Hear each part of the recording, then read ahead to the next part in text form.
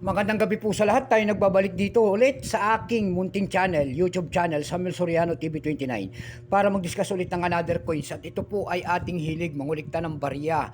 Kaya ho tayo nandito nagsiselling ng kanilang mga alaga, ang presyo po ng ating mga coins at saka mga banknote po. Ayan. Magandang gabi po sa aking mga subscriber dyan. Ayan, maraming salamat po sa mga sumusuporta dito sa aking munting channel. Thank you so much kung saan kayong dako ng mundo po. Keep safe po and God bless. Ayan, maraming salamat din po sa nanonood doon sa aking FB page. Ayan, Samuel Soriano. Lahat po na nakapalo doon sa aking FB page, maraming salamat po sa inyong lahat. Lalo na po yung mga nagsisend ng star doon sa akin. Thank you so much sa inyong lahat. Ayan po. God bless po.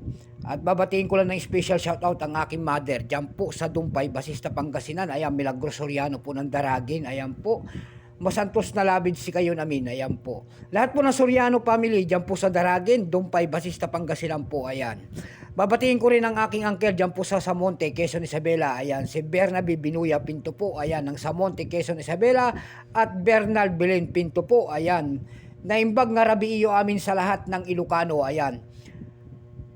Ayan, lahat po ng Soriano family po dyan po sa Samonte and Pinto family po sa Samonte, Quezon Isabela. Ayan, buhay po kayong lahat dyan. Yun naman po, hindi pa po nakapag-subscribe dito sa aking YouTube channel. Anyayahan ko lang sana kayo at malaking tulong na po o bagay ang inyong gagawin. Tulad ng pagpindot lamang ng ating subscribe button, like and share para ma-update ko kayo sa mga latest ko pang gagawin mga video po. Meron na naman tayong pag-uusapang barya at ito po ay 2 pesos po. Ayan. Large type po, makikita nyo po ang isang imahe ng isang lalaki. Ayan po, nakaharap po sa kaliwang bahagi. Malapit sa kanyang baba ang kanyang pangalan. Siya po si Andres Bonifacio, ang dakila nating bayani in the year 1985, mint mark po in the Republika ng Pilipinas. Pagkatalikod ho natin, makikita natin ang isang imahe po ng 2 pesos in the nyog. Ayan, coconut. Ang scientific name po niyan ay Cocos nocifera. Ayan. Bago tayo magsimula sa ating talakyan, kilalanin mo muna natin siya para maibigay natin ang kanyang presyo. Issue po Philippines po, period Republic 1946 up to date po, type nito standard circulation coins years. 1983 hanggang 1990, value nito 2 pesos, large type, may maliit po kasi yan.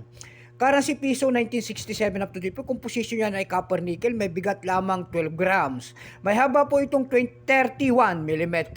May kapal po naman itong 2 mm, hugis po diagonal, tin-sided po yan. Orientation niya ay middle alignment. Itinigil naman ang paggamit sa barya na ito ng Pilipinas noong January 2, 1998. Number N-3750. Reference number KM-242. Siya po si Andres Bonifacio. Ito pong year 1985, ito po ay 27%. Kung ilang piraso naman ang ginawa ng ating Bangko Sentral sa barya na hawak natin, ito po ay 115,211,000 piraso po. May price na po yan doon sa ating numista, binigyan na po ng presyo. Yung kanyang very fine ay 16 pesos, extra fine ay 33 pesos. Dako naman tayo sa kanyang mga presyo sa mga online selling.